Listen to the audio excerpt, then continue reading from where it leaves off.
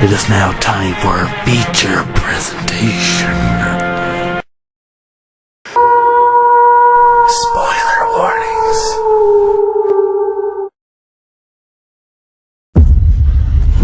Oh, Sue, get back to the boat. Run back to the boat right now, Sue! What? What?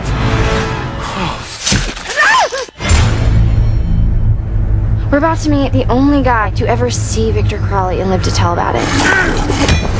They take us and a small camera crew and a host, and they fly us in the private network jet. Okay, I've told you 1,000 times, I'm never going back to that swamp. They offered $600,000.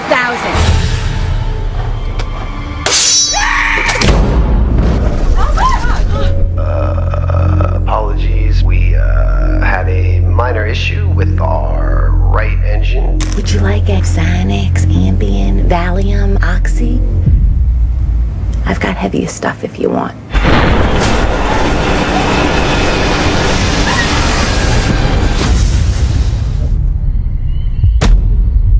Hey, there's people out there, thank God! Your plane has crashed. We're gonna get you all help.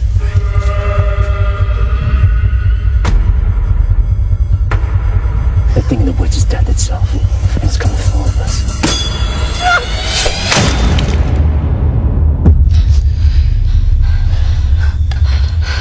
Look, see? I don't even think it's a motion sensor. I think it's on a timer.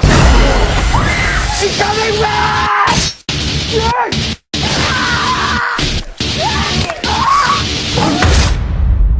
Austin's dead. Dude, I'm right here. Austin's alive.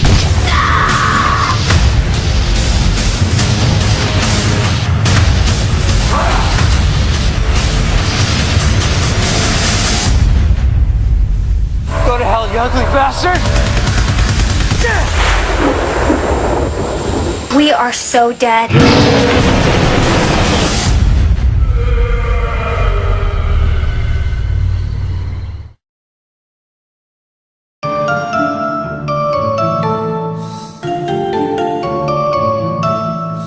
Alright, our final review of the night.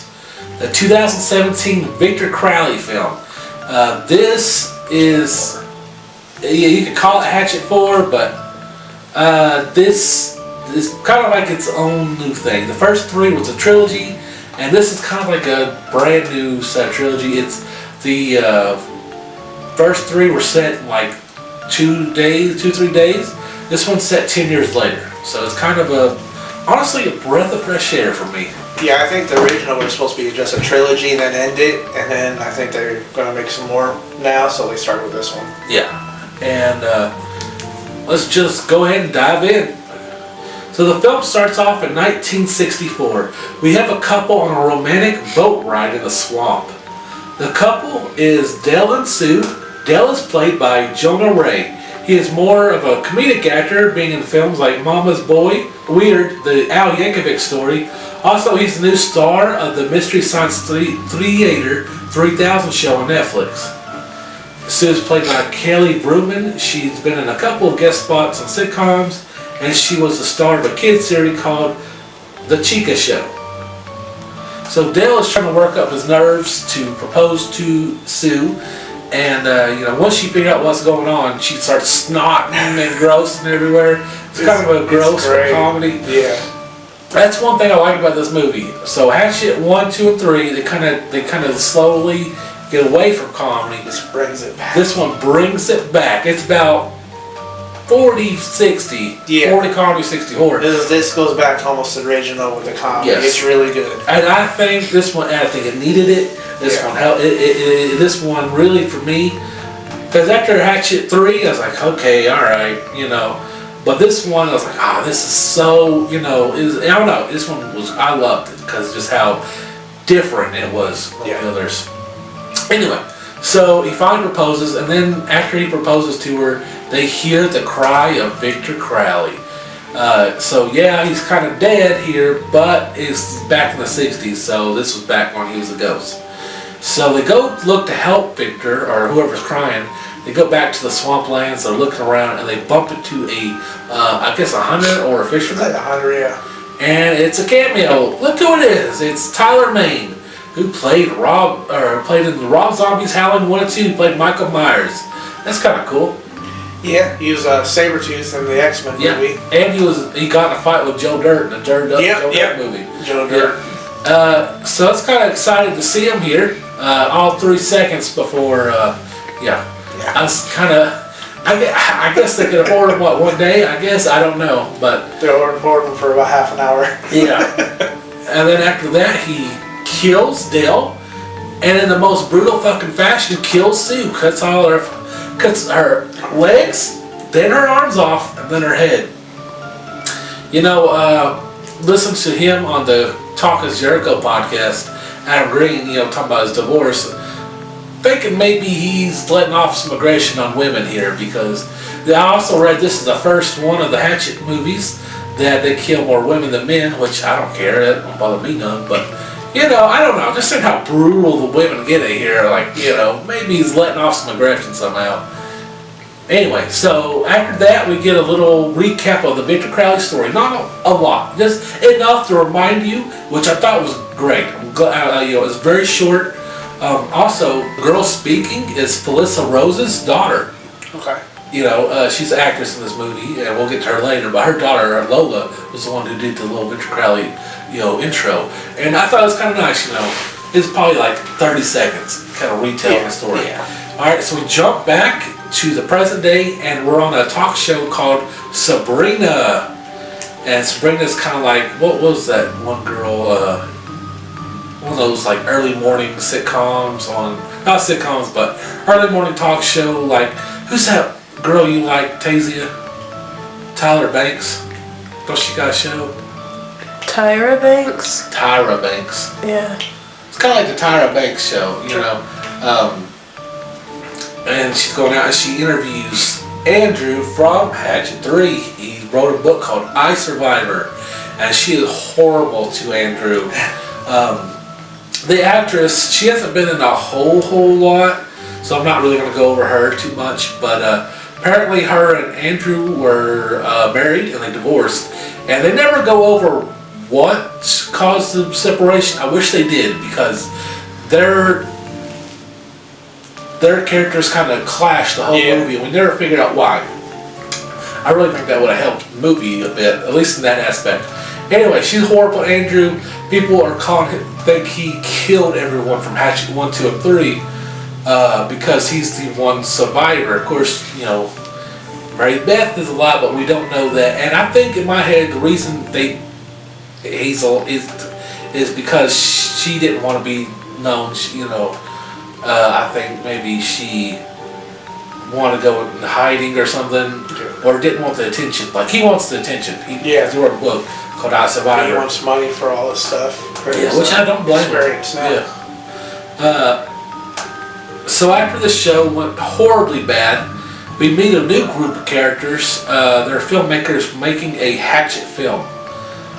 First up, we have Chloe. She's played by Katie Booth. She hasn't been in a whole lot. She's been in a few short films and a YouTube zombie show called Fight Off the Living Dead. Her boyfriend Alex, played by Chase Williamson. He was in John Dies at the End and a TV show, Video Game High School. And finally we have Rose, played by Laura Ortiz. And she's actually been in movies before. She was in a remake Hills Have Eyes, Horton Hears a Who, Norbit. And she was actually in director Adam Green's TV series Holliston, which is, have you seen that show? No. It's a sitcom he does with him and his best friend, and Kane Hodder, Tony Todd, and it's like I don't know, I haven't seen it either, but I really want to watch it. She was also in Drake and Josh, and I think we talked about this in the Hatchet 2 review, she was the little girl Shapiro was trying to get to do the news scene for him. She's 14, I guess, in that movie, but here I guess she'd be like 24 here. Sure. And then, but she comes out butt naked, so Shapiro was alive to see this, he'd be happy.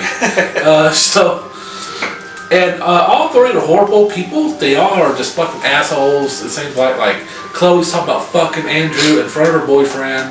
Her boyfriend at every single step of the movie is kind of like, just kind of, I don't know, nitpicking or... Like you don't want to make the movie. Yeah, it's acting like you don't care about any of this. Yeah. And Rose, I just don't like Rose. I don't know what it is, but like she's kind of, I don't know what's the word. I like Rose. You like Rose? Okay, Yeah. I did. But they're all kind of annoying. But they're trying to make a Victor Crowley movie, and also it shows that Alex, he made a shirt that Ben wore. They have like a poster of Ben. And he fucked up the symbol that's in all the movies, but when they look at our laptop screen, it shows the original symbol. It even says it came from that Newberry comic store, which is where it's from. So that's kind of cool. You get the symbol again for the fourth time. And so they're going to go to this book signing Andrew's going to be at. So we go jump back. Andrew's at the book signing. He's getting ready, and he meets with his publicist. Right? Yeah. Also, there's a Easter egg in the hotel scene. When Rose is getting dressed, there's Holliston. You know that sitcom I was just telling you about? There's a sweater that has Holliston on it. He meets his publicist Kathleen, played by horror icon Felicia Rose, who played Angela in Sleepaway Camp. She was also in Slaughter Party, Return to Sleepaway Camp, Tales of Halloween, Dead End, and Terrifier 2. And they get to the book signing, they draw dicks all over his picture and shit. People hate Andrew in this fucking film. I think he's a killer. Yeah. Yeah, they even compared him to the OJ, yeah. And half the people in the line like him. Like, you know, one girl wants him to sign her tits. Then a guy comes around and wants him to sign his cock. And they're like, okay. Also, there's another Easter egg in this scene. There's a lady in the background holding a Yorkie. That's director Adam Green's actual Yorkie. He does a podcast, and then even like once a year they have like a fundraiser for Yorkies. Specifically Yorkies. Anyway, cool little Easter egg there. And then one of my favorite scenes, another Easter egg, is a couple comes up to Andrew, and it's the brother of, what's his name, Chad from Hatchet 2. His brother, Skip, that he talked about in Hatchet 2, comes here, and he's yelling at Andrew, and he shows him a picture of Chad. And he goes, I don't know, but I thought that was really fucking cool. He's played by the same actor as well. So I really liked it. And I hope and Victor Crowley 2 Skip comes back. And right before the group can ask Andrew to be in their film, his publicist Kathleen gets a phone call, a big interview, a big opportunity, and so they decide to fuck off, to tell everybody in the line to fuck off, and they go on. And apparently, someone wants to hire Andrew to go back to Honey Island Swamp. And after he decides, I don't want nothing to do, I don't want to go back to that swamp, she tells him it's for $1 million. So he heads to the plane. He's on a plane, and you get to meet a bunch of new here's your cast of characters. We have Sabrina's back, and she's the one. His ex-wife is the one who is having him do the thing. And you meet her, I guess her production team. Also, we get another Easter egg here, Dwayne. The pilots who come out and talk to him is played by director Adam Green, making his fourth appearance. But this time he's not playing the drunk guy, he's playing the captain. And his best friend, director Joe Lynch, is with him. He does a podcast with Adam Green called The Movie Crypt. Also, his best friend Joe Lynch directed Wrong Turn 2. A bad movie, so... Yeah, anyway, so they had a little cameo. We got 4 new characters. First up, we have Zach. He's on Sabrina's crew. He's played by Blake Woodruff. He hasn't been in much besides the Cheaper by the Dozen movies with Steve Martin. Next up, we have Jay. He's played by Tez Yancey. Then we have our camera operator, Casey, played by Tiffany. How do you say her last name? Shepis, I think. Yeah, she's been in a shit ton of stuff. Looks like she got her start in trauma films. She was in Romeo and Juliet, Sergeant Kabukiman, Public Service Announcement, Citizen Toxic Avenger 4, She was also in movies like Hazing, Chainsaw Cheerleaders, Bonnie and Clyde vs. Dracula, which I own. I didn't know she was in that.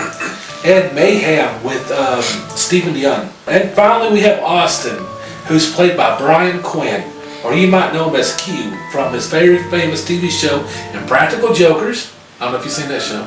Jesus, you're out of touch. He's in a very famous show called Impractical Jokers, and one of my favorite podcasts, Tell 'em Steve Dave, the guys who work on a lot of Kevin Smith movies. Yeah. Austin is basically Q, except instead of being on a TV show, he's a sound guy. He's also from Staten Island, just like Q, and even dresses just like Q. I know I'm kind of nitpicking at that part, but Adam Green did write the part for Q. So after he found out they were fans of each other, he decided to write him a role in the movie. That's good. So we got some fun character development here, getting to know everyone. Then we jump back to the filmmakers who are now at Honey Island Swamp, and we see a bunch of cool like Victor Crowley merchandise, Victor Crowley dolls, Yep. and they're getting ready, and they're saying that they hired a tour guide. They didn't really hire him, but they told a tour guide if he shows them around on his boat that he gets to be in the movie. Yes. And so they meet Dylan, the tour guide, aka my favorite character in the whole damn movie. Dylan's fucking stupid and hilarious, and he is awesome. I swear to God, this is the last actor I'm gonna do on here. He's played by David Sheridan. Dwayne, you might know him as Doofy in Scary Movie. He was a Bubble Boy, Corky Romano, The Devil's Rejects, Little Man, and he was a star in a Walking Dead parody called The Walking Deceased. Played Sheriff Lincoln. I loved him in this movie. I loved him as Doofy. God, I loved him as Doofy. So now they got those four. They're wanting to get ready for the movie. So as they're getting ready, they're getting the scripts out. Rose is looking through the script and she's trying to like, hey, how do you say this word? And it's the exact curse that Thomas Crowley's ex-wife put on Victor Crowley's mom, and they can't figure out how to say it. So Rose pulls up a fucking like 8-hour fucking montage playlist on YouTube of people saying it, and so people are saying the curse over and over on this YouTube channel, and we go back up to the sky, and now you can kind of see like turbulence is going on, and so Brendan has our crew do some stuff for Andrew, and Jay goes over there, and he's the makeup guy. And as he's doing Andrew's makeup, he does the biggest mistake you could make in a horror movie. He tells them not to worry about the turbulence of the plane. So the plane crashes, launches Zach out the window where he gets burned up by the jets, and he drops down right in front of the filmmakers in this burnt-ass body. Yeah. With our first kill here. And then the plane crashes in the swamp. We don't really see it, but with the budget as low as they had, you can't do much with that. Yeah. So, not going to nitpick on budget reasons. But luckily, it looks like everybody survived except the pilots. Yeah, they're dead. And Jay, who gets cut in half. The makeup guy. Yeah, the makeup guy. But everybody else is alive, but we have Christy is trapped under some seats somehow, and like water's kind of pouring in from the swamp, so they're trying to freak out and figure out what to do. So after the filmmakers see the crash, Chloe and Alex Chloe kind of freaks out, so Chloe and Alex get some air. Rose and Dylan run to help the people in the plane. Dylan's trying to help everybody escort off the plane, but Casey's stuck, and she tells Austin that she is pregnant with his baby. And that's kind of like, oh shit kind of moment. And then they're trying to escort everybody off the plane, and then you go back to Chloe and Alex, and they're kind of off on their own, and they're walking, and they get to they rebuilt Victor Crowley's cabin. As a tourist attraction. As a tourist attraction, yeah. They even have plaques up there and shit. And they go in and they start hearing the Victor Crowley cry. And they're Victor Crowley fans, so they run into the cabin. One thing I didn't understand is Dylan told them they're already making 5 Victor Crowley movies. How do they not know that? I don't know. I don't know. Anyway. So they go in there to hide. And Dwayne, I thought this was the scariest scene in the whole movie. Is that they're in the cabin, there's motion sensors going off. And this came out a year before Halloween 18. So you see it flickering and you know he's coming. Yeah. You know the fucker's coming. And finally he does. And he tackles Alex to the ground and beats his ass off. I guess he's trying to make up for lost time. Yeah. He grabs the hammer, beats his eye in, and then takes the back end of the hammer and pries his head fucking off. Holy shit, that was cool. Chloe waits almost till he's about dead and waits the last second, runs out, finally runs, and Victor slowly walks after her. They have his fucking hatchet on display in the stump, basically waiting for him. He takes that fucker. And then they go back to the plane. Andrew's trying to wake up his publicist, Kathleen, and she's still asleep from like Xanax. And he says the very famous line, "You gotta be fucking kidding me." Now he gets to say it. Yeah, Chloe runs up to the plane, and everybody's like, "Hey, go this way, go this way." And she's coming, and then Victor grabs her and smashes her head through the fucking window. Oh my god. I thought Chloe was gonna be the star of this Yeah. film. And it didn't look like after that. He drags her dumbass up the hill and he's just watching him. He goes away. Everybody's like, "Oh, we gotta go help her." And Andrew, he's been through this shit before, he goes, "That's a trap." Yeah. And anybody in the film series, he should know what a trap is. He saw two traps. He saw the sheriff and that other SWAT team officer both fall for Victor's traps. He goes, "No, I know this motherfucker. He's trapping you." And everybody's freaking out, and then after a while, they find a water snake in the plane, which ain't that bad. No. But Kathleen flips out. I gotta go. Dumbass Kathleen. She runs off the plane, and Austin's like, "Fuck this!" He tries to close the door to the plane, and as he reaches out the plane to get the door, Victor Crowley is on top of the plane and slices the hatchet down on his head. He stumbles back, fucking scalp flies off, and his top of his scalp flies on his fucking baby mama's face, and she's stuck and can't move it. And then he falls down, brain flies out. Holy shit, that was brutal. And then Victor goes up to Kathleen as she's getting a phone call, has a phone in her hand. He rips her arm off. He shoves her arm up her vagina, comes all the way out to her mouth with the phone sticking out. Holy fucking shit, that got killed of the fucking night right there. And after that, Dwayne, I love Victor Crowley in this movie. He has like such a menacing smile. Like he looks like a little. Have you ever seen a kid make a shithead smile after doing something bad? Yeah, they're gonna do it again. Victor Crowley made this whole movie. He's a little rascal in this one, little Victor Crowley rascal. And it's just to prove he was a rascal, he walked up, smashed Chloe's head in with his boot, and then he wasn't done doing. He runs over, pushes the plane, which causes the water to rise up and drowns Christy. He fucking killed 4 in 1. And he fucking brutalized them. So after that brutality, he killed 4 back to back. Everybody's freaking out. They're kind of come up with a plan, and then the belt sander comes back. And Andrew warned him early because he's got a belt sander. I know this fucker. So Dylan's like, "Hey, I'm gonna try and get the plane running. I'm gonna try to get the jets moving." And so Sabrina, Andrew, and Rose swim off the plane, go around it, and they're trying to get away. But Andrew feels bad because they left Dylan on the ship. Yeah. All right, I'll distract him. Go, "Hey, Victor Crowley!" And before he could finish his sentence, Victor Crowley's off the plane. He goes, "Fuck!"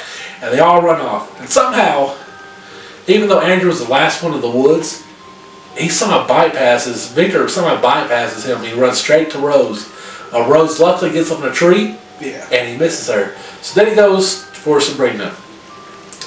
And Sabrina has Kathleen's phone, right? Yeah. So she's got the phone, and she runs and finds Dylan's little boat. But the dummy didn't get the keys. I don't know why she didn't think to get the keys, or even running that way, she don't have the keys. She don't have the keys, so she can't start the ship. Victor Crowley shows up, she hears him, and she's hiding. And then the phone goes off. And Dwayne, did you know the Easter egg that showed up on the phone? I didn't notice it. So Dwayne, there's an Easter egg on the phone call. The phone call is from Scott Barnes. Scott Barnes, if you remember in Hatchet 1, when Misty was getting a phone call, she was, oh my God, ew, I missed a phone call from Scott Barnes. That's the same guy. Apparently he's friends with Adam Green. Okay. And that's why he keeps popping up. And so Scott Barnes called, and he hears her, and he like squishes her head a bit. She's sitting there coughing up blood. And one of the coolest camera angles you see from her point of view. You see him cut down, you see her head roll, but from her point of view. Really fucking cool. Okay, while all this is going on, Dylan is making phone calls to people trying to get radio for help. And eventually some guy goes, hey, asshole, get off this is private thing. Yeah. That was actually Kane Hodder's voice. Okay. Doing that. So after that, Andrew, Dylan, and Rose all are hanging outside the ship as the plane jets finally start roaring. And Victor Crowley comes over and says right in front of the thing, and this is pretty funny, all of them have like a one-liner trying to kill him. Like Rose says a one-liner and throws the hatchet, but throws it like a foot. And then Andrew shoots the flare and has a one-liner, but fucks it up too. And Dylan's like, you guys got any more one-liners? But Andrew runs over and pushes Victor Crowley, but Victor Crowley almost falls in the thing, but he catches himself with his freak strength. And everybody's like, oh shit, what are we going to do? What are we going to do? And Dylan makes the ultimate sacrifice and tackles himself and Victor through the jets, killing him and Victor Crowley. Pretty cool kill. And then it looks like it kind of cuts right when Andrew's screaming fuck. And it looks like, they're going to do the frame cut like they do in the original trilogy. But after the credits, or no, like a little way in the credits, we stop and get a bonus scene. And it's someone in a rocking chair watching the news that says, hey, Rose and Andrew both lived this. And we know those two made it. Cops have already come and got them. Which I think was another kind of breath of fresh air that shows, hey, we're not doing that frame cut anymore. Yeah. And then the person watching the TV, turns out it's Mary Beth. And she's like, when they say Victor Crowley's name, she grabs a shotgun and goes, I'm coming for you, motherfucker. Or I've been waiting on you, motherfucker. Why? Like, she's hobbling. She can barely walk. Yeah. Like, what are you going to do? Just leave him be. Don't go to the swamp, But that was Victor Crowley. Dwayne, what are your thoughts? Okay. So, the guy playing Dylan? Yeah. Funny as hell. He had the funniest lines. He has the best lines. When he goes and he sees Victor up against the turbine and the engine turbine, he won't go in. He's like, he looks at the girl and he's like, I would have had your babies. Yeah. He goes and sacrifices himself. And they hit, he kept, from the minute he saw her, he was hitting on her. Yeah. And the first time she saw him, she was like, I'm a dick. And then later on he goes, I don't care if you're a dick or not. I love you. and everyone's looking at her. She goes, no, I'm a dick. But and then my favorite line is when, right after he finds them in the plane, he goes up to her and he goes, Austin's dead. And Austin walks in and goes, I'm not dead. Oh, he said the other guy's dead. that was funny as fuck. I loved him. I loved him in scary movies. Funniest kind of scary movie. So there's one part where he goes to kick the glass out. He's like, I'll kick the glass out. And it's like safety glass on an airplane, so it's really thick. Yeah. He kicks it and he's like, oh, my leg. Yeah, then Austin's like, hey, that one's broke, asshole. Try that one. Oh shit, he just had the funniest fucking lines in this movie. Oh yeah. I'm glad that Victor Crowley brought back the comedy. Yes. Like I said, it started declining a little bit in the second one. The third one rarely had any comedy at all, really, but this brought it back, and that made it so much better. Yeah. It's one of the higher rating sequels. I still like 2 the best, but it's definitely better than 3. Mm-hmm. I'm still going to keep them all 7. They're all really good. This might be 7.2, something like that. 7.2. 7.2. These are my pros and cons for Victor Crowley. Pros. It brings back the humor, but still just as gory. Easter Egg Central. Changes up the formula. I love the mischievous Victor Crowley. The faces he makes, hilarious. Here are the cons. I wasn't a fan of Rose or any of the filmmakers. Really, that's really the only con I had for it. I'm giving Victor Crowley 8 mischievous Victor Crowleys out of 10.